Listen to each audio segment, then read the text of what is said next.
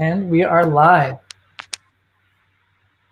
Hello, everybody. Oops. It is good to be with you. Thanks for joining us today. We just lost our MLB pitcher. I guarantee we will call him back. We're calling him from the bullpen right now. He'll come on his little cart that looks like a baseball. See, there he is. There he is.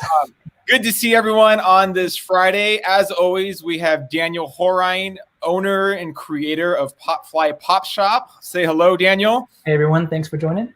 And this week, the art centered on the great pitcher, Al Hrabosky. Thank you so much for your time, Mr. Hrabosky. Well, it's my pleasure. I enjoyed seeing the artwork.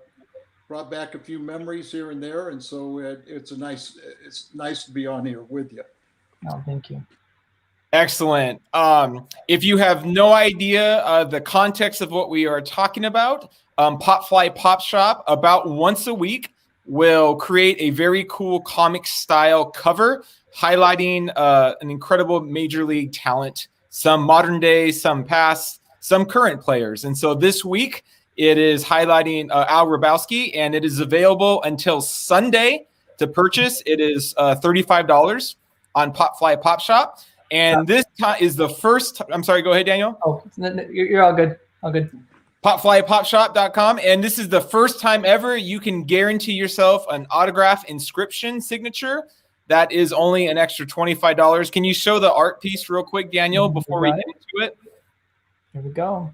There it is, the least baseball-looking one of the collection so far, and we will dig into that.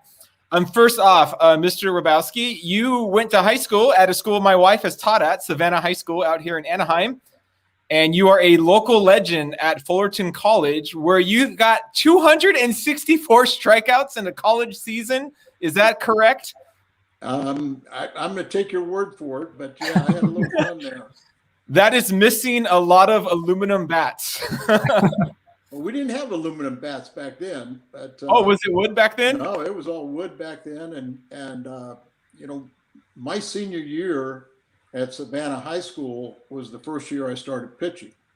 So I was drafted by Minnesota Twins, didn't sign, went to Fullerton College, missed the next draft, but I ended up going to Wichita, Kansas after the first year at FJC, and played in the NBC tournaments there, a semi-pro league, was there all summer, and then a Cardinal scout offered me a contract, and I said I want to play one more year of college, and then I want to sign. So I was drafted off of his recommendation, but had to deal with the California scouts who thought I was too small. So that maybe started some of my passion for hating people. And I ended up signing as a favor of my college coach.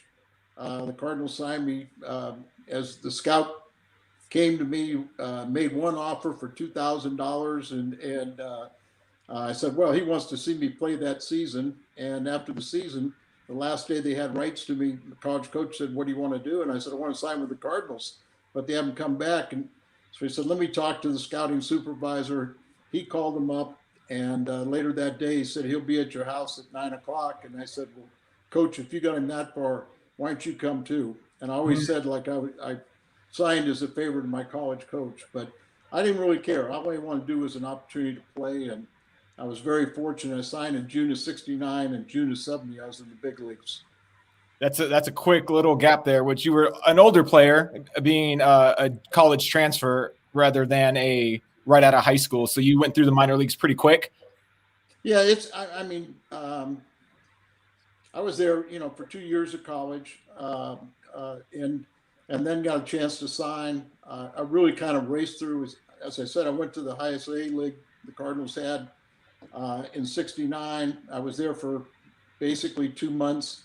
Then I went to AA, went to instructional league, went to the Dominican Republic, and then got invited to big league camp, and kind of made the team out of spring training, but they said I didn't have enough experience. So I started at AA again. I was always a starting pitcher in the minor leagues. And then I got the call up to the big leagues in June. And then after that season, because I lost my student deferment, I went into the Army reserves.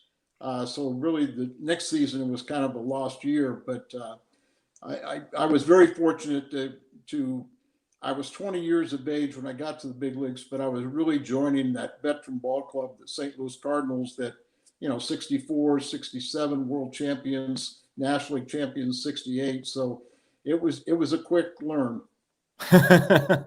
We're talking to Daniel Horine and Al Hrabosky. By the way, submit any questions and we will do our best to get them in. 1975, you just were filthy and dominated. You got the Fireman of the Year. And I was looking, you got 8th in the MVP voting, which during an era where relief pitchers weren't valued as much as we've learned that they are valued today. How does a relief pitcher in the 70s get so many MVP votes? That had to have been a nice boost to your pride. Well, I ended up that year as 13-3, tied for the league lead in saves with 22. And I was 3rd in the Cy Young voting. If I remember right, Seaver and then Randy Jones, who also won 20 games for the Padres, and then myself. But I had the most votes, Vinny Pitcher, for the MVP, in 8th place there. So, back then I kind of thought that it was very difficult for a reliever to win the Cy Young if you had some 20-game winners. But being a bullpen guy, a closer late then, you had a chance for maybe the MVP. But obviously, when you have, the great hitters that we had back then, you were going to be down the list a while. So I was pretty proud of that year. Well, you got more votes than Mike Schmidt and some other great hitters during that time. And you mentioned Randy Jones. You got more MVP votes than he did, although he got more Cy Young votes.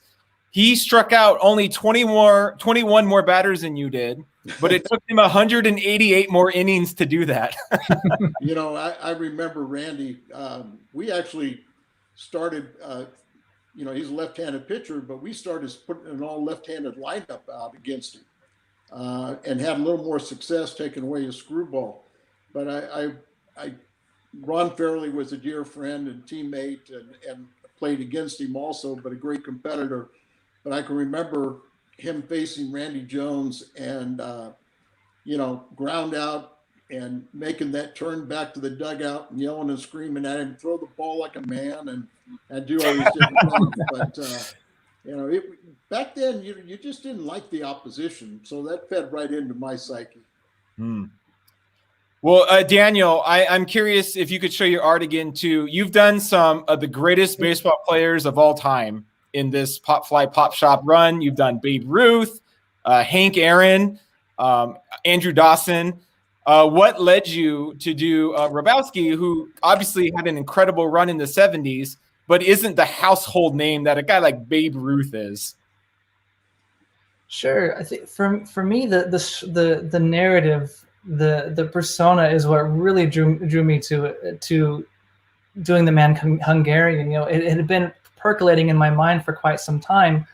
I've been looking for the right way to tell this story, but it's one of the most interesting characters in baseball, and it is ripe and ready for a comic book treatment. And so for months actually had been bouncing around, marinating in the back of my head. How am I going to tell the story? And then when I was able to put the pieces together and Al was on board, and I was just very, very, very happy to tell those stories. And I think the story of the Mad Hungarian is a lot more interesting than the stories that we might have heard 3, 4, 5, 6, 17 times. It was my joy, and it's so fun to work on that. Can you show it again? And Al, I would love for you to kind of reflect on it as you created this character.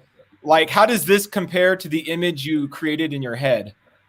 It's close, because I always said the Mad Hungarian was 6'8", 292 pounds, meanest, baddest dude. No rules pertain to me, and I was going to destroy the opposition.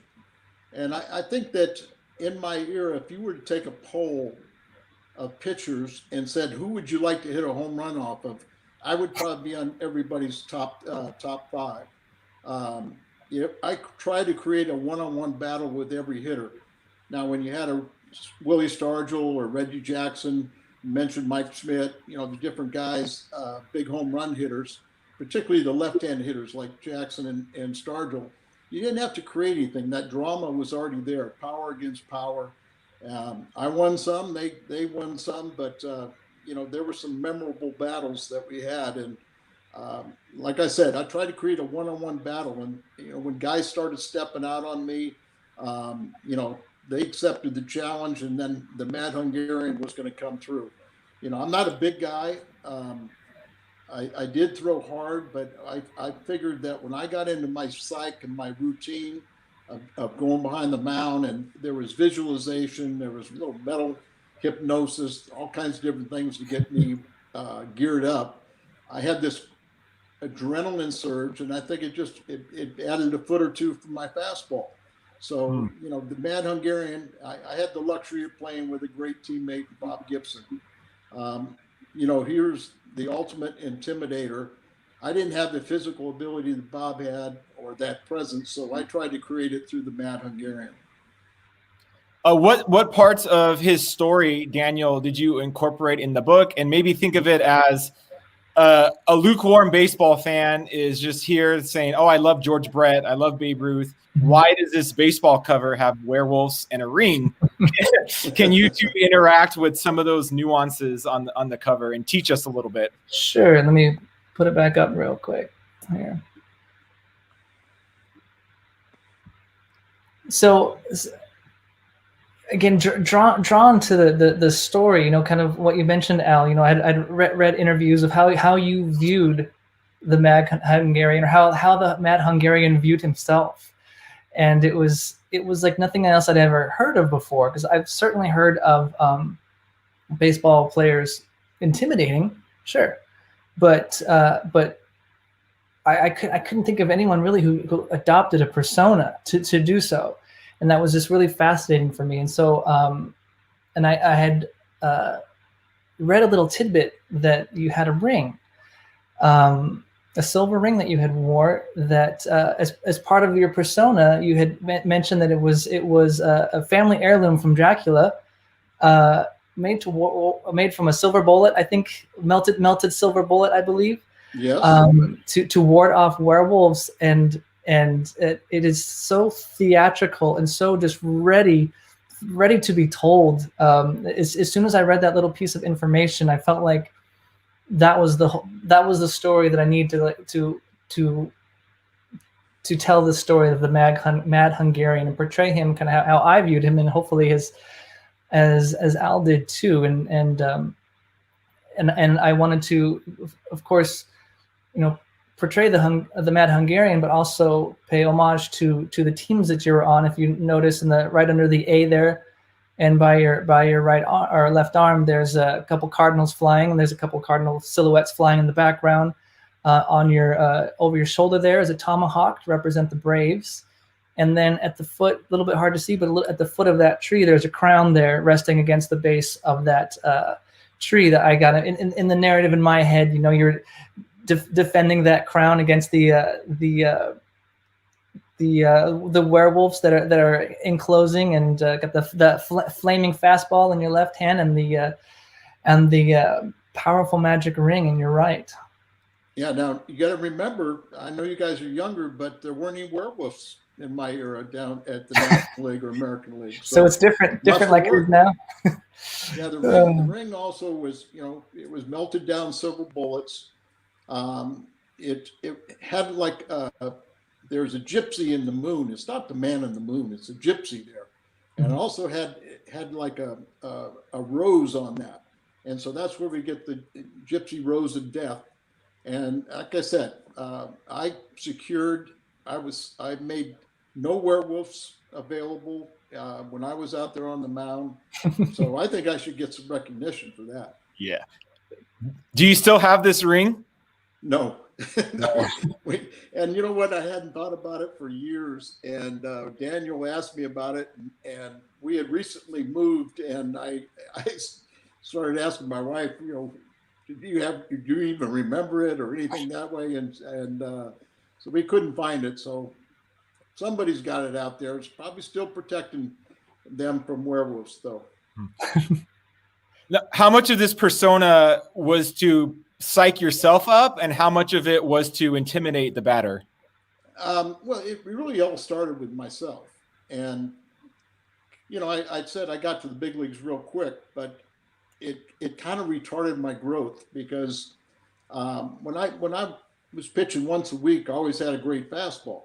When all of a sudden I started establishing myself, and now I'm pitching 4 or 5 times a week, but warming up every day, a couple innings, I didn't always have that great fastball. So I really struggled at the beginning of '74. I was the Cardinal closer, and I was really struggling, going through some mental things. And right before the All-Star break, you know, Jack Buck was our great legendary broadcaster, and he said, you know, Simmons saved you. And I said, what do you mean? He goes, well, they're getting ready to send you down, and somebody asked Ted, what's wrong with Al? And he said, don't worry about it, he'll figure it out. So I felt like I had to come up with something to really regain my concentration and get there. And like I said, I always had a lot of nicknames in the minor leagues, but you know, this is a family show. We can't say any of those. So, you know, one day our PR director, I walked by his office and he called me MH. And I said, MH, what's that? And he goes, Mad Hungarian. You know, and I said, oh, that's great. You know, everybody's always calling you a Polak or this or that. And we're all neighbors, Eastern European neighbors, but I'm proud of my Hungarian heritage. So, you know, I just started creating this monster in my mind that I took out to the mound. And because I could have my alter ego through the Mad Hungarian, when I walked off the field, I could be a normal human being. I could be a father to my daughter. So it was something that was strictly for me. And as silly as somebody saying, you know, start growing a Fu Manchu, letting my hair grow, and you walk off the back of the mound, you pause there for a few minutes or a few seconds, and then throw the ball in your glove and stomp on the mound, and your fastball is going to have greater life. And part of what I learned that was when I was in the minor leagues, I was very supportive of all my teammates. But if I ever made an error, I could forgive my teammates for doing that. And I was going to always show them that I was good enough that I was going to be able to overcome their mistake. But if I made an error, I would just go through a rage, and I had this adrenaline surge, but it was useless. You know, I was out of control. And so what I tried to create was to get that same aura, to get that emotion, but then learned how to channel it to get a hitter out.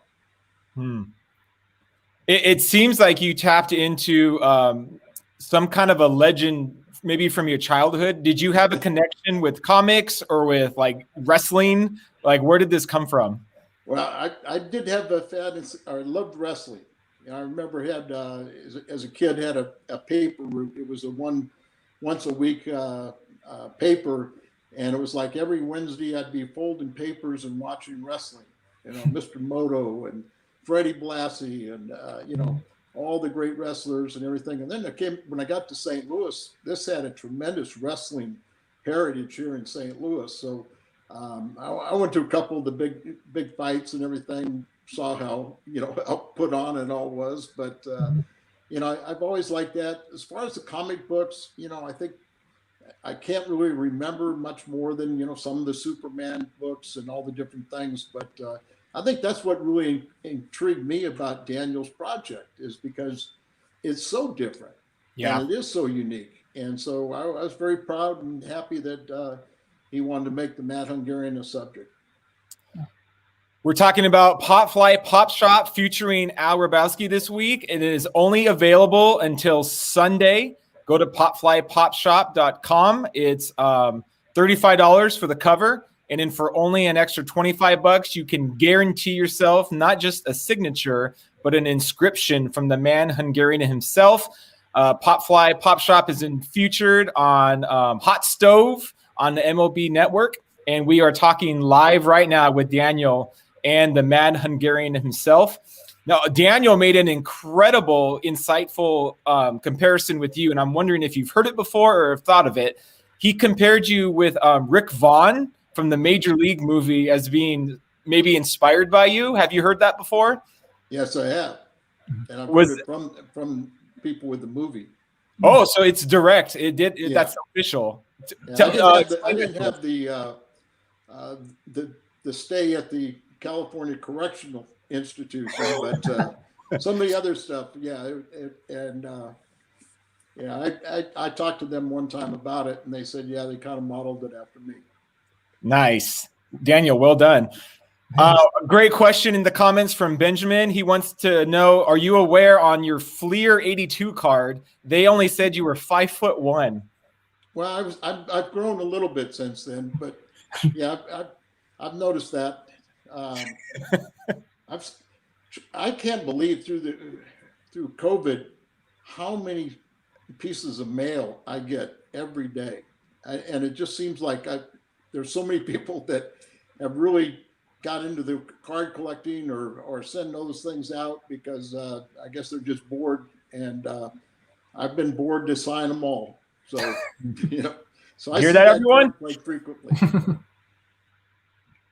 We've talked a little bit earlier about how relief pitching it was undervalued for a long time. It seemed like for a while the best pitchers were starting pitchers and the leftover scrubs were relief pitchers that weren't good enough. And then MLB managers started getting smart enough to realize, wow, there's a huge value to having a specialized relief pitcher late in the game when the moment matters far more than maybe the third inning of a game.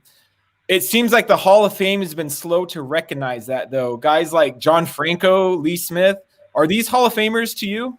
Well, Lee is in the Hall of Fame now. But yeah, Franco had, he was over 400 saves, if I remember, and he had the most by a left-handed pitcher when he retired.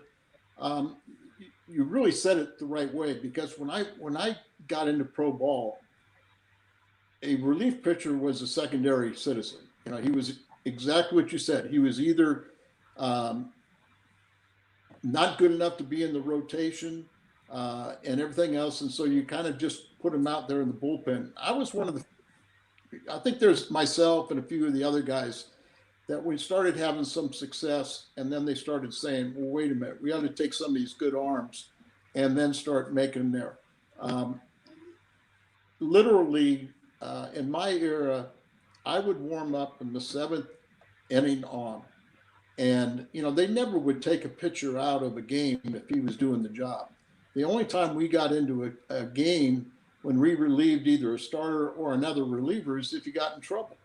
So I had 3 inning saves. I had a third of an inning saved, but the bases were loaded and those kind of things. And actually, one night in St. Louis, I pitched 6 1/3 innings as the closer. Game winning extra innings, and I got tired. But it's. I think it's evolved so much better for the relievers today. We do have the holds because you got to recognize some of those setup men. But I had a conversation one time with Whitey Herzog, and he would say, I don't know if I could save my best pitcher for the 9th inning when I think the game is going to be won or lost in the 7th or 8th. And sometimes I've seen guys come in and with a 3-run lead, give up 2 home runs and walk away with a save. Yeah. So it has evolved. I think the managers and baseball is taking better care of the closers, but I also think that you do have to recognize those setup guys a lot more. And Daniel, it seems like that's part of your heart too. Like, again, you haven't done guys like Roger Clemens, Greg Maddux, but you've done Quinsonberry and the Mad Hungarian. And so how much of your art are you also trying to expose and celebrate players that maybe aren't like immediately recognized as the top of MLB history? Sure. Kind of like I said before, I find it way more fascinating. We've heard, no disrespect, but we've heard, Mickey Mantle, Babe Ruth. We've heard all those stories, but baseball is this. When you take the baseball out of baseball, it's this one long, centuries-old storyline with heroes and villains and underdogs and these amazing character arcs. And so that for me as an artist, it's much more interesting to explore those and to mine out of baseball all that there is, and find those interesting stories and illuminate them and bring them to the front, because oftentimes those are much more interesting than the ones we've heard 100 times before. Now, I was interesting. I was looking at your 1974 stats, and maybe this is because you had 6-inning games as a relief pitcher. You had 20 at bats as a relief pitcher. That's insane to me that a relief pitcher would have 20 at bats. I remember one year I hit 308 and didn't have a hit going into September. But it was in the second half. A lot of times, they would keep if I came in. Yeah, because I'd come in if we were down by 1 run or if we were tied. So, like I said, in '75, I was 13-3. That's pretty hard to do, the way they use guys today. But I came in a lot of games when we were tied. Ron Reed was one of our starters, and he wanted to negotiate us as a tandem because I probably got 6 or 7 of his wins that he pitched 6-7 innings and came out of it tied or 1 run down, and then I got the win. So yeah, the at-bats were kind of fun. Especially when sometimes the people thought that I was throwing at their guys that I had to pay my dues too. Mm-hmm. So it was a lot of fun back then. Like I said, there are people I knew that hated me. But it was kind of funny after my playing career and some of these guys, and we'd go in what they used to have, the old timers games. And some of the guys that I know that disliked what I did would come up to me and say, "Now you're going to do something special now, aren't you? You're going to do something." And it wasn't an act during my playing time, but in some of those old timers games, my hands are pretty strong, and I could rub a baseball and it catch on fire, and then I throw it at a hitter. So I had some fun in those games also. You hit 400 in college, so I bet that got you some extra at bats as a relief pitcher. Daniel, what's on your mind? What was I gonna say? I lost it. Carry on. Okay, let's go back. A lot now. Let's go back to the Mad Hungarian. Maybe walk us through a typical day, Al. If it's a 7:00 game time, when does that light switch get turned on where you flip into the character?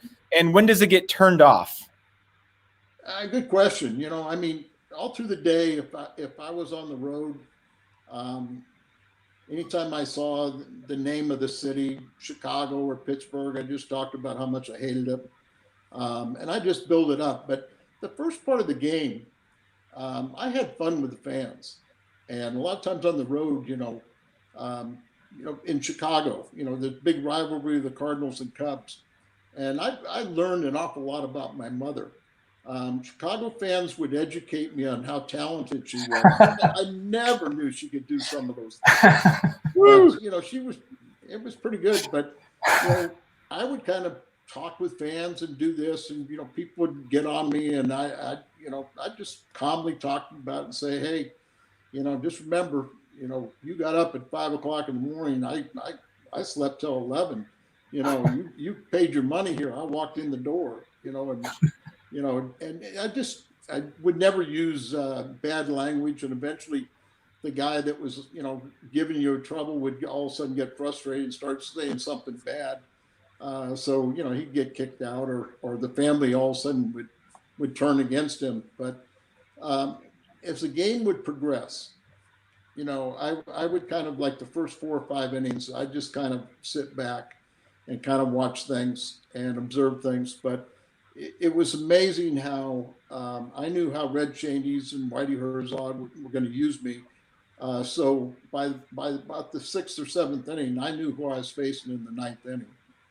Didn't matter what the score was, but it was going to be down. If it was in Chicago, I was going to be facing Billy Williams, in the 9th inning. Stargell and Parker were going to be battling, against the Pirates. So I had a lot of fun out there. I mean, I had a love affair with the fans. Maybe something that's very interesting is you know, when I got traded from Kansas City or from St. Louis to Kansas City, it was after the 1977 season and had trouble with Vern Rapp, our new manager, and that's another story in itself. But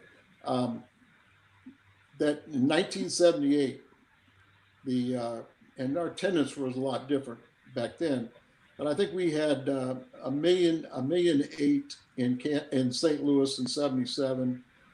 Kansas City had an all-time high attendance of like 2 point whatever it was. It was over 2 million, and then I was the only addition to that ball club.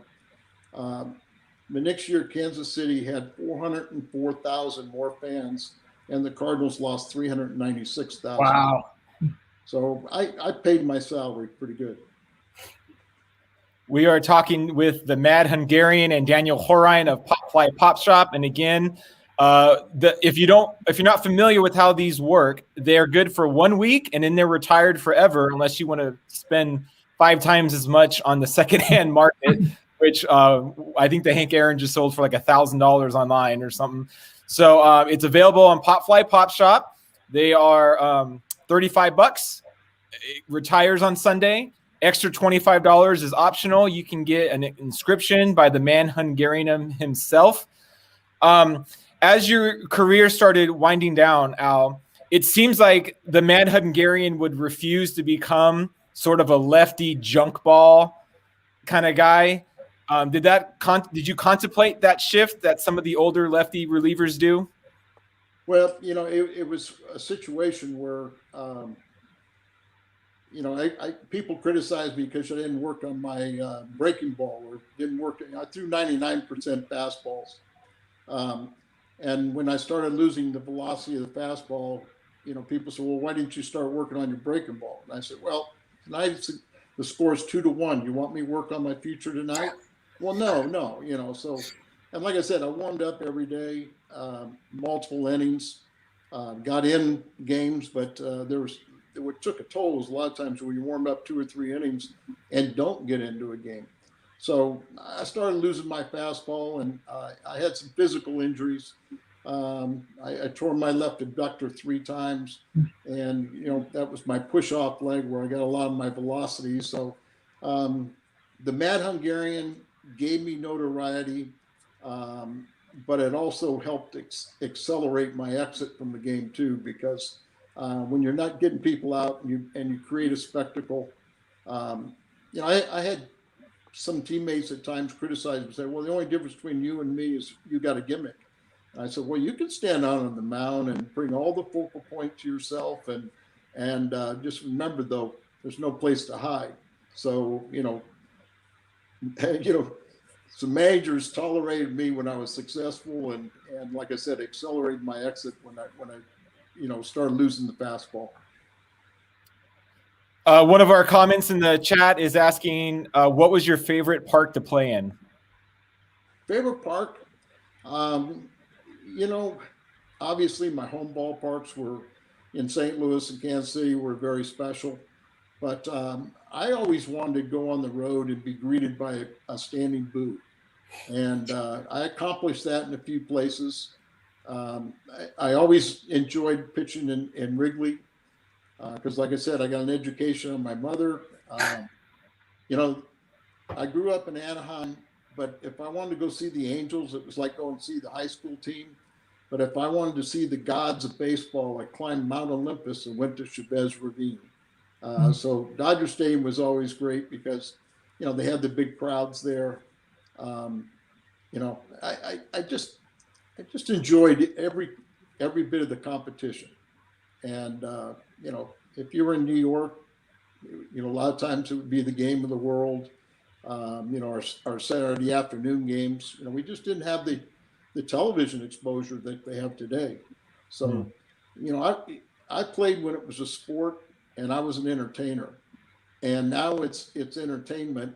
And, you know, I think it's more entertainment than it is a sport. You are such a heel wrestler. Absolutely. And that's a compliment. You seem mostly connected and tied with the Cardinals. And I got to say, if I could do it over as a fan, I would tell myself as a child to attach yourself to the Cardinals. They're the best franchise in baseball if you want to win and be good, but not feel like you're buying championships without the character as some of the other franchises. How lucky do you feel that you've been able to attach yourself to the Cardinal family? Very, very fortunate. And, I did the broadcast for 35 years, and I guess now it's about 5 or 6 years now that I'm just doing pre and post games. But as I said, I was 20 years of age when I came to the Cardinals. So other than, I'm 72 now, and other than 5 years, it's been 50 plus years with the St. Louis Cardinals. And, what a tragedy it's been this last year for not only the Cardinals, but all of baseball with all the Hall of Famers that passed on. But, the Cardinals have the greatest opening day ceremony. The Clydesdale come out, but they had all the Hall of Famers. And the last few years, we've lost, Stan, Red, Gibby, Lou, and, they still put on quite a show and everything. But I just can't wait to see the fans back in the stands at all these ball games. And I think it's going to be such an emotional lift for the country and get back to things being a little more normal. But the Cardinals organization, as you said, it's the Yankees have more world championships, but we're the Yankees of the National League. And you were on the announcing team back in '98 when we had the summer that our country fell in love with baseball. Looking back on that home run summer, do you have good memories? Is it bittersweet now? It's interesting, but I got great memories from what McGuire did, and he and Sosa. It was exciting, but and I think Mark will understand when I say this. I wouldn't trade that experience, but I was so glad it was over because then we got back to concentrate on winning baseball and not just Mark McGuire hitting a home run. And Mark was, just a special person. There was so much attention that he acquired, but he tried to deflect it to his teammates. If he didn't hit a home run, the media would be all over him and everything like this. And he said, "Why are you talking to me? Such and such had a great game. This guy did this. Go talk to him." He was very sensitive and very protective of his teammates. But it was something very, very special. And to go look at some of that video and see how big he was, it was strange. But I got great memories of Mark McGuire and what he did. We're talking to the Mad Hungarian and Daniel. Maybe Daniel, can you show the art again and give us some more nuances from it? I know there's all kinds of like hidden gems that you insert into these art. There's so much depth to them. You shared some with the Cardinals and the crown. Give us a couple more spoiler Easter eggs here. Sure. One moment as I'm trying to get it on the screen here. Are you seeing it on your end, guys? Not yet. Not yet. There we go. Oh.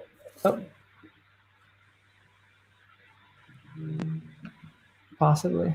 Let's see. Well, as it is, am I frozen? Can you guys hear me? We hear you, but it hasn't popped up. Gotcha. Great. Well, I'll just talk through it while it is thinking about coming up. There we go. I think we have it here. So as I mentioned, there are the Cardinals references there and the crown against the tree. Sorry, it's a little sluggish on this end. Well, I'll just take it off for now. But I love to. There we go. Sorry about that, folks. So the details are half the fun. So much of this project is just research and digging, and that's part of this that I actually love, just thinking about this project, planning it out.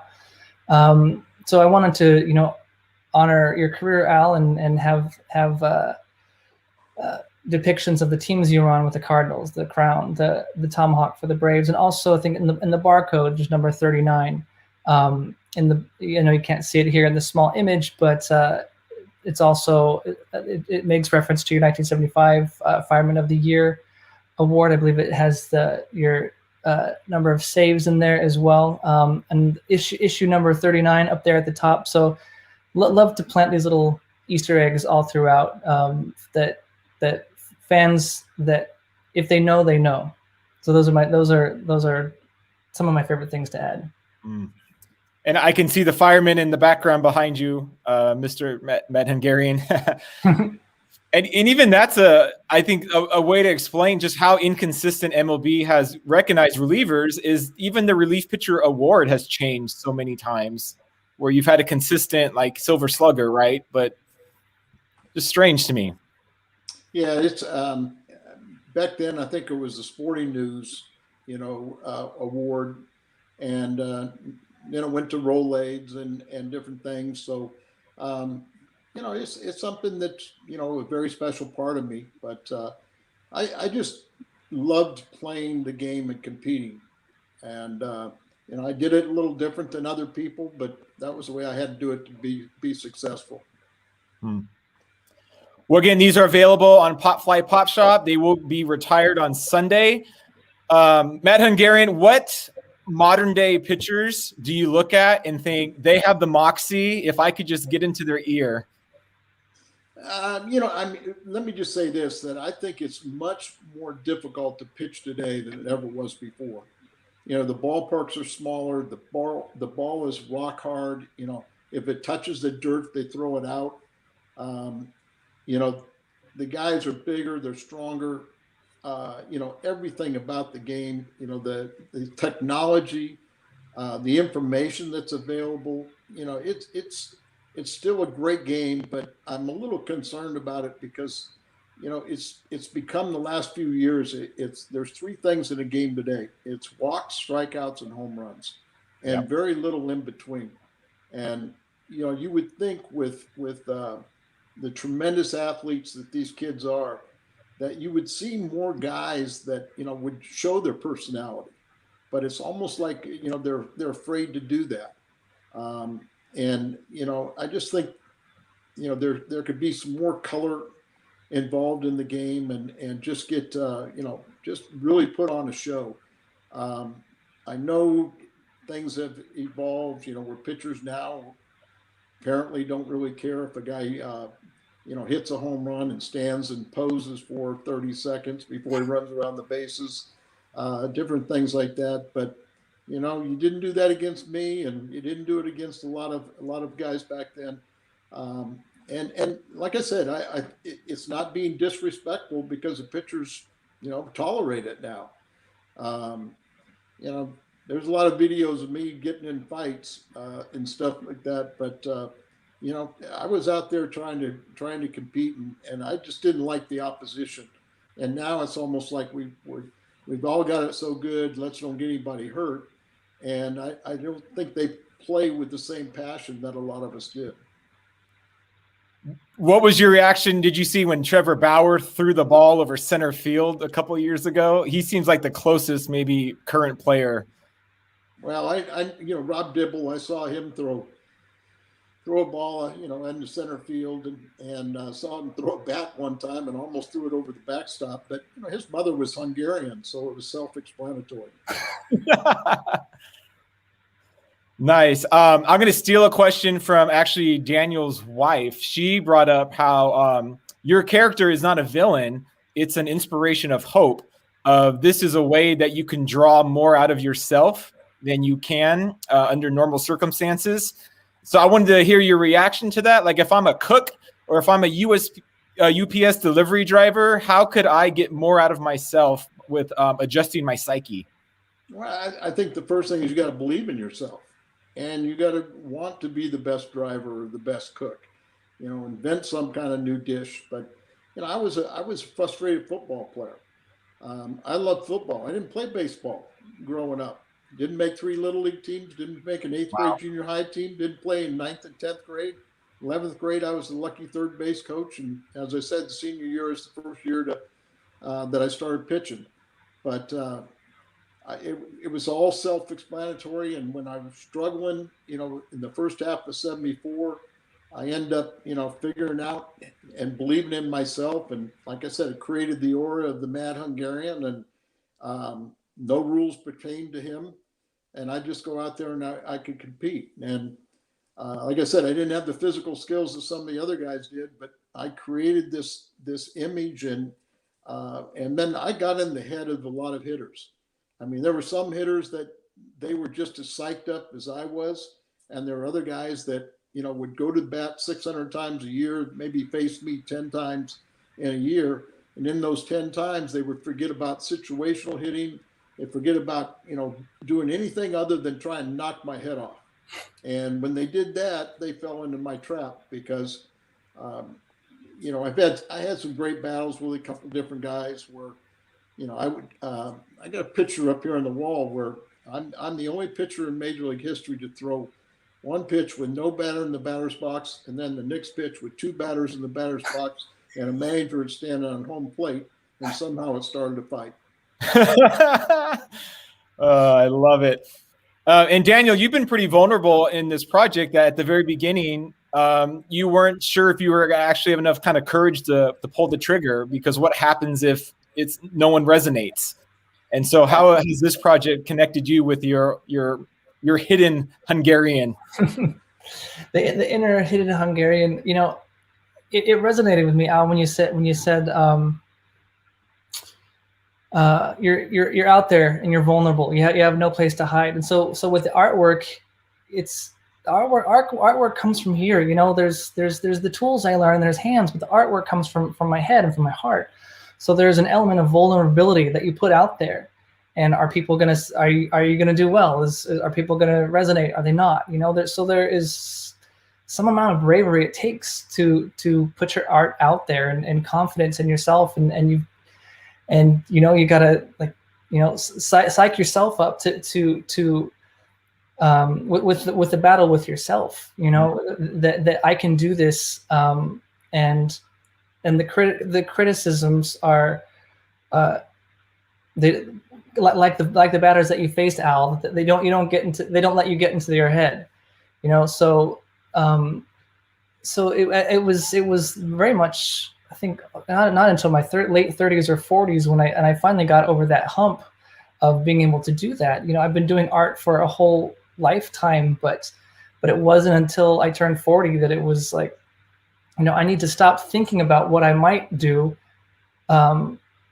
not doing it only because I'm scared to be vulnerable, to put myself out there, but just do it and keep doing it. And that was a huge step for me. And so that's why I really resonated with what you said, Al, about just, you're on the mound, you're alone. You create this, but you're also responsible for it at the end, and having the courage to weather that either way it goes. Yeah, you got to be your own biggest critic, and you just got to, accept it. And you've created something that's quite unique and very, very special. Yes. And I was honored that you wanted to use the Mad Hungarian as a subject. And so that's why I told you if anybody wanted signed copies. I'm trying to think of, though, I was thinking of the copy there. How are we going to sign them with all the color and all the information there? So maybe you're going to have to help me out and come up with a special paint pen or something. So we can. I'm thinking. And we should melt some. I'll put what people want, but I normally going to say I put Psych Up, Hrabosky, Mad Hungarian. So I'm honored that you wanted to make me a subject, and I'm thrilled to death that people hopefully want to buy one of these, and I think it's just a good gift to both of us. Yeah.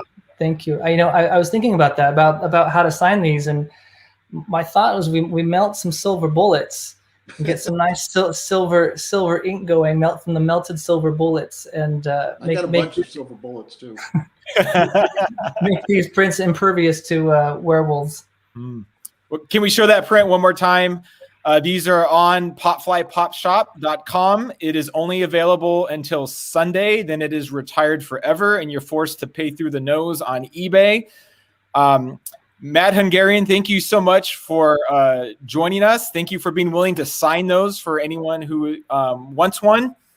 Do you have any kind of last words for your fans or for this upcoming season for the Cardinals? Anything you want to promote?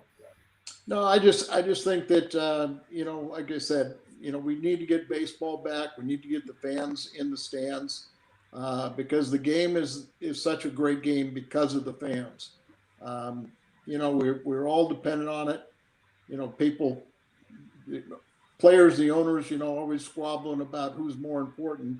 Well, without the fans, this great game has no place to go. So, like I said, I always had a love affair with the fans.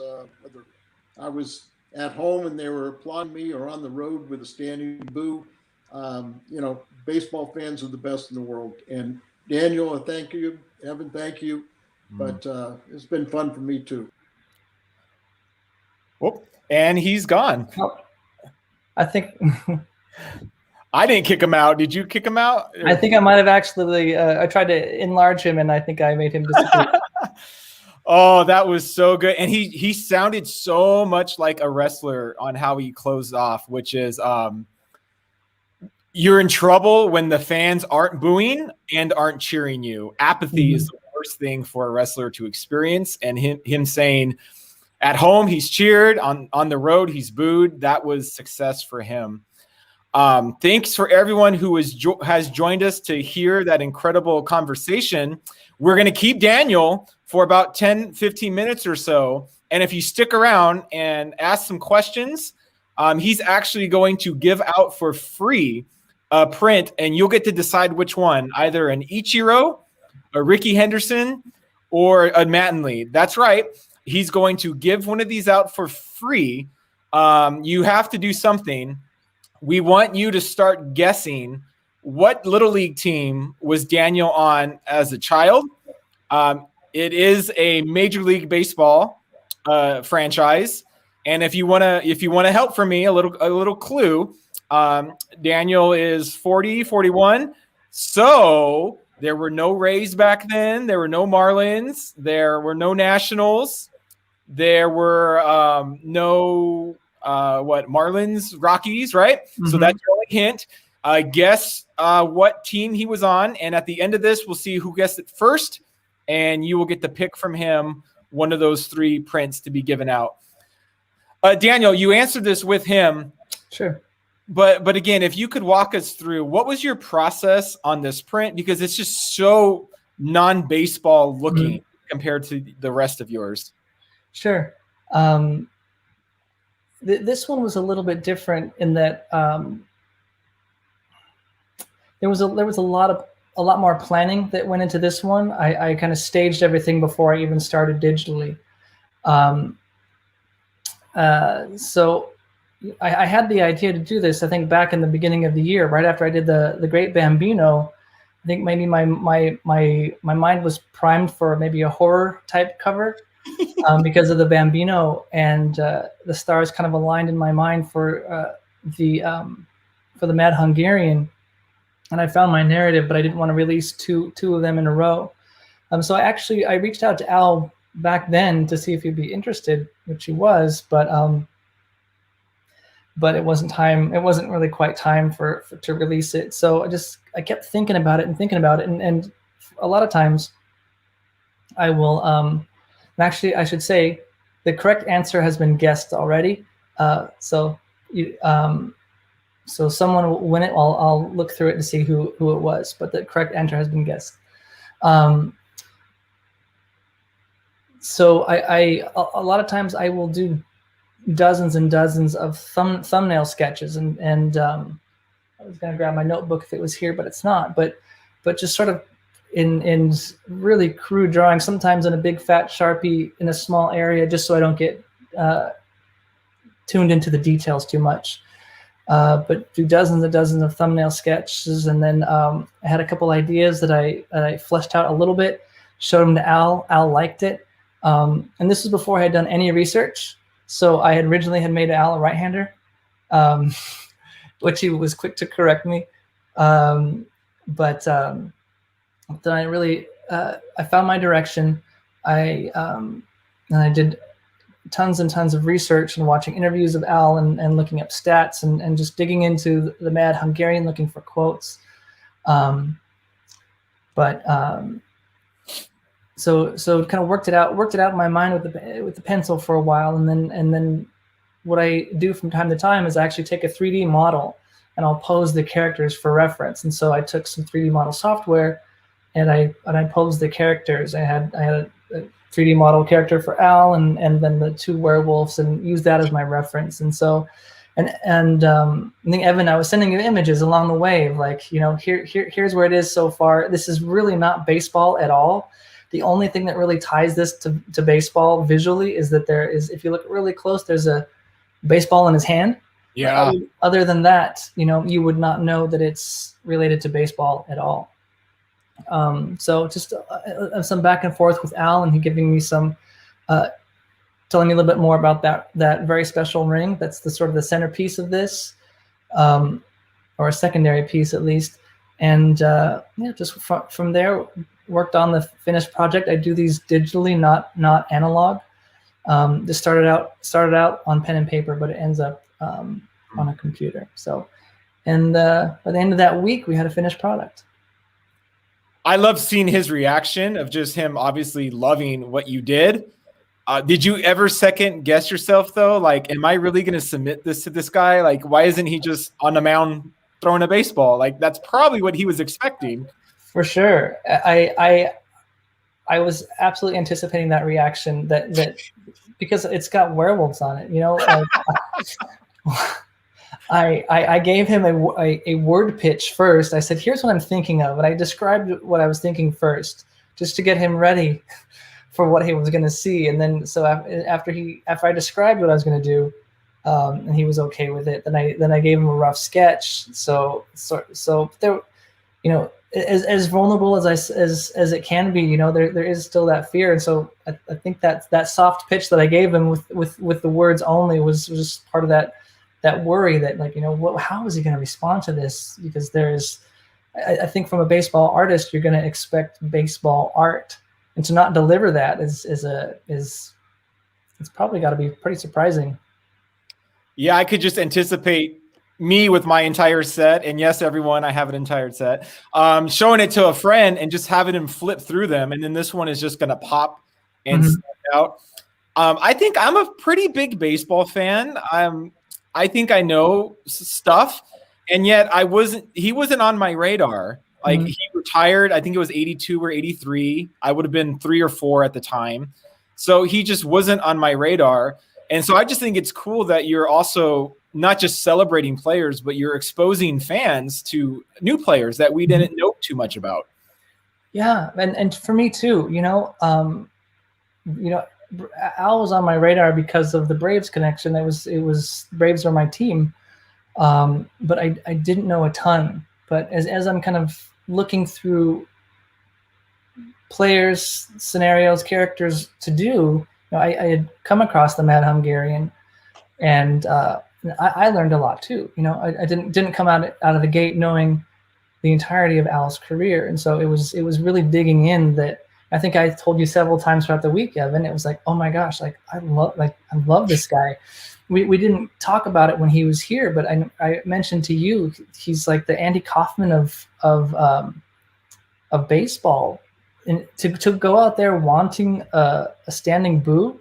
That's so WWF. That's so Andy Kaufman, and it really surprised me that no one really did that before, and no one's really adopted that since. He brought a sense of theater to the game that yes, there are personalities now, yes, and there's intimidation and bravado, yes, but there isn't that theater that I thought was really interesting. So that just, the more I dug in, the more I learned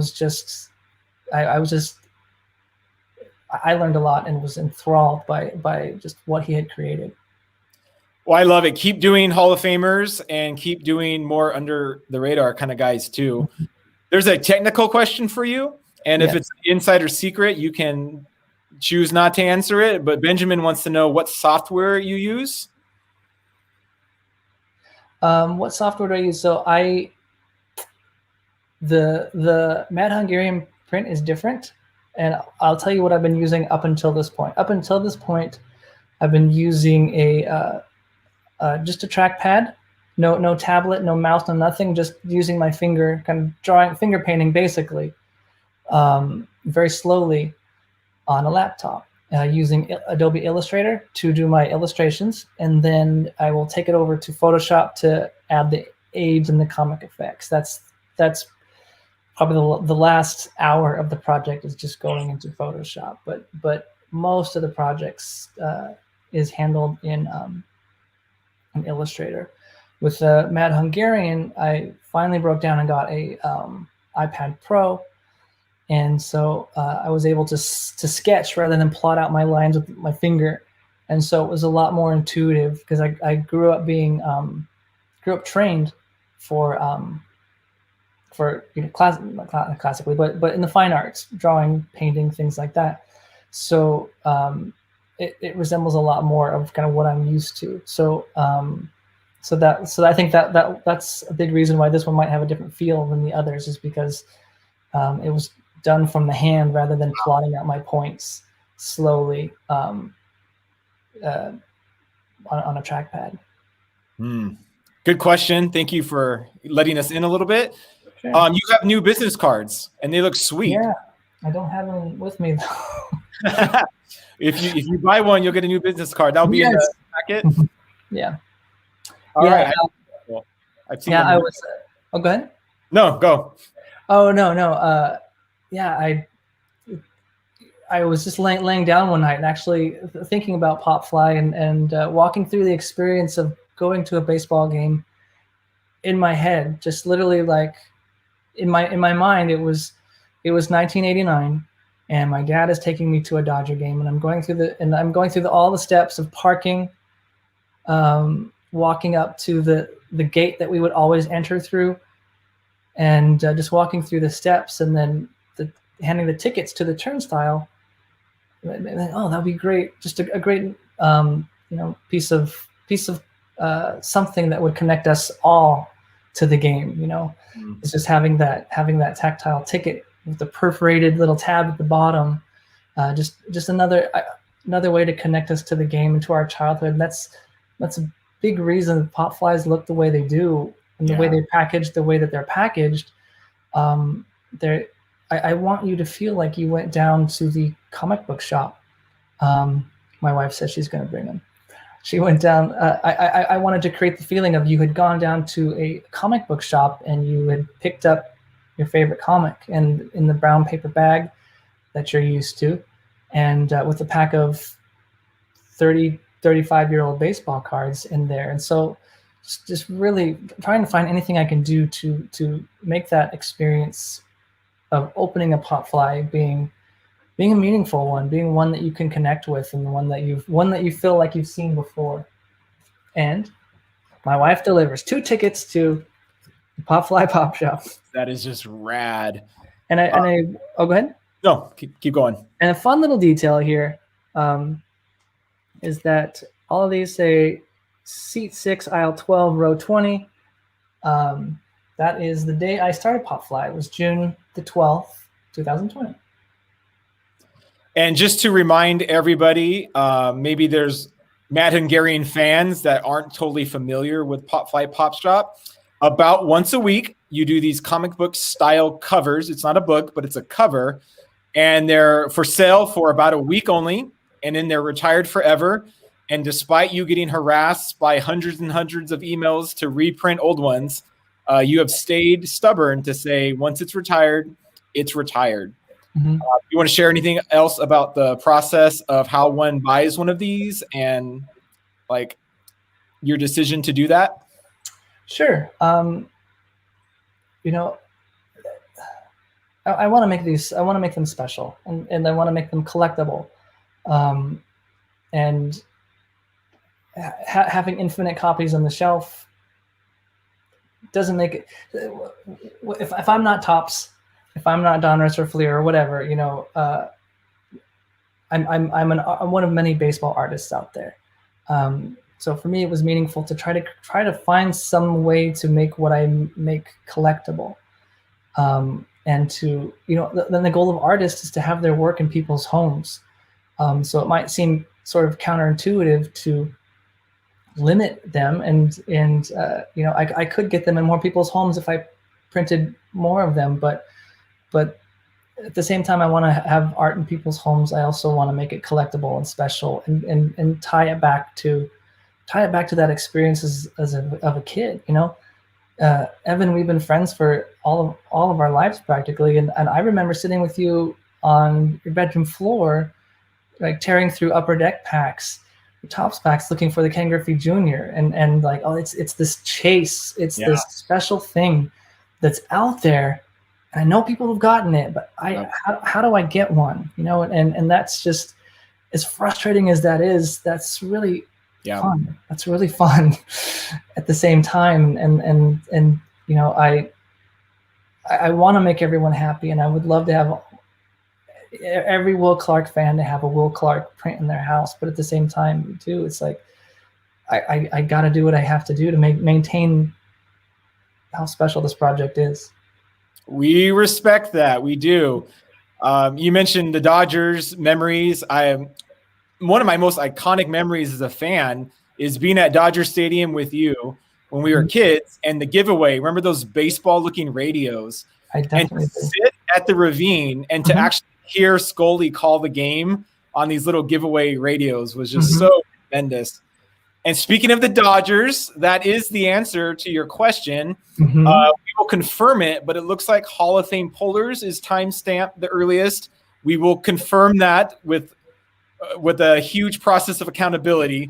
But if that indeed is the winner, you guys will connect, and he or she can connect with you on which of the 3 prints they would like to receive. Yes. Some other questions that have come up. A fan of the limiting, like Superman #1. It's only worth something because they don't print it anymore, right? Let's go to what's next. And you dropped us the clue last time. You said you wanted to do a team you haven't done yet. And so I did some homework, Mr. Daniel. Okay. You have not done the Marlins, the Mets, the Nationals, the Diamondbacks, the Rockies, I guess the Expos as well, Orioles, Red Sox, Rays, Blue Jays, Tigers, Twins, or Rangers. Is someone next on one of these teams? Who is on your radar? Please tell us. One of those teams will be next. It's a team I've not done before. And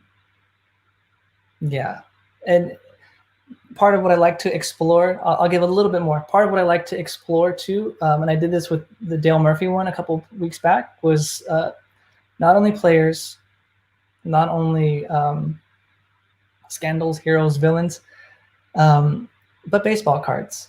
So Dale Murphy's was focused on a particular baseball card, an iconic baseball card, and so barring anything going sideways, my next release, dropping in 2 days ish, will be based on a very iconic baseball card.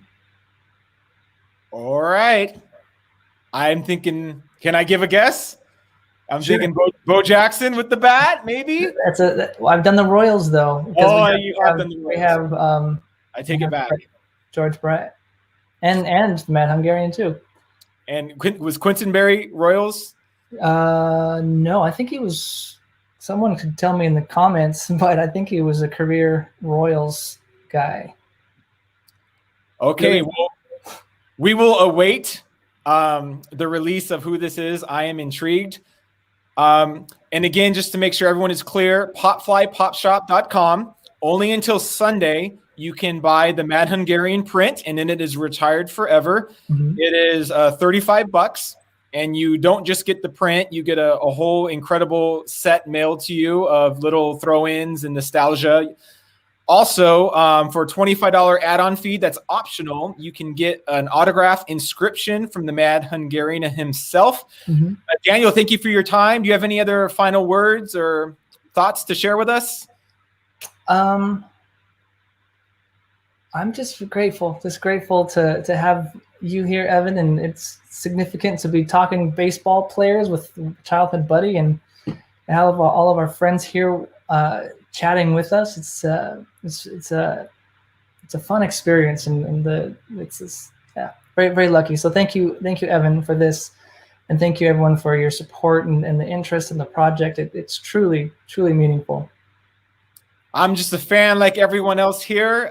Thank you for the time. Thank you everyone for joining us and helping out with the questions and the guesses. We'll confirm the winner of the print today.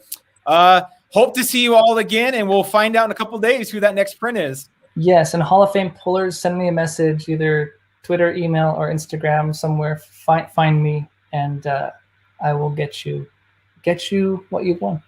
All right. Thanks, everyone. Have a great weekend. Bye, everyone.